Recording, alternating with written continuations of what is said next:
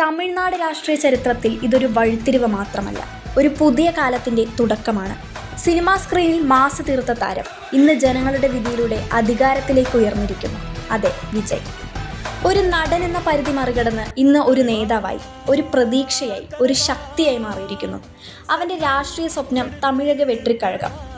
ഇന്നിത് ഒരു പാർട്ടി മാത്രമല്ല, ഒരു ജനപ്രസ്ഥാനമായി, ഒരു മാറ്റത്തിൻ്റെ തിരമാലയായി ഉയർന്നിരിക്കുന്നു.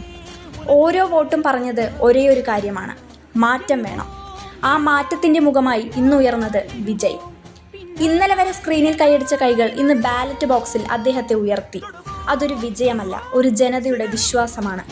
പക്ഷേ ഇതാണ് കഥയുടെ ക്ലൈമാക്സ്? അല്ല, ഇവിടെ നിന്നാണ് യഥാർത്ഥ കഥ തുടങ്ങുന്നത്.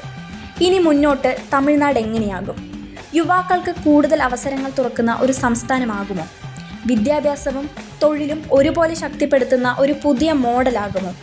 അഴിമതിയില്ലാത്ത ഭരണവും സുതാര്യതയും ജനകീയ നയങ്ങളും ഇവയെല്ലാം യാഥാർത്ഥ്യമാക്കുന്ന ഒരു പുതിയ കാലഘട്ടമാകുമോ?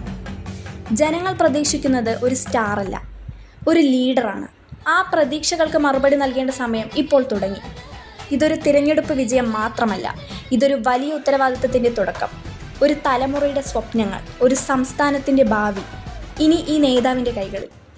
തമിഴ്നാട് ഇന്ന് ആഘോഷിക്കുന്നു, പക്ഷെ നാളെ അത് വിലയിരുത്തും. പ്രതീക്ഷകൾ ഉയരുമ്പോൾ പരീക്ഷണങ്ങളും കഠിനമാകും. അതുകൊണ്ട് ഇനി ഒരേ ഒരു ചോദ്യം ബാക്കി: ഈ വിജയ തിരമാല ചരിത്രമാകുമോ, അല്ലെങ്കിൽ ഒരു പുതിയ ഇന്ത്യയുടെ തുടക്കമാകുമോ? ഇത് തുടക്കം മാത്രം.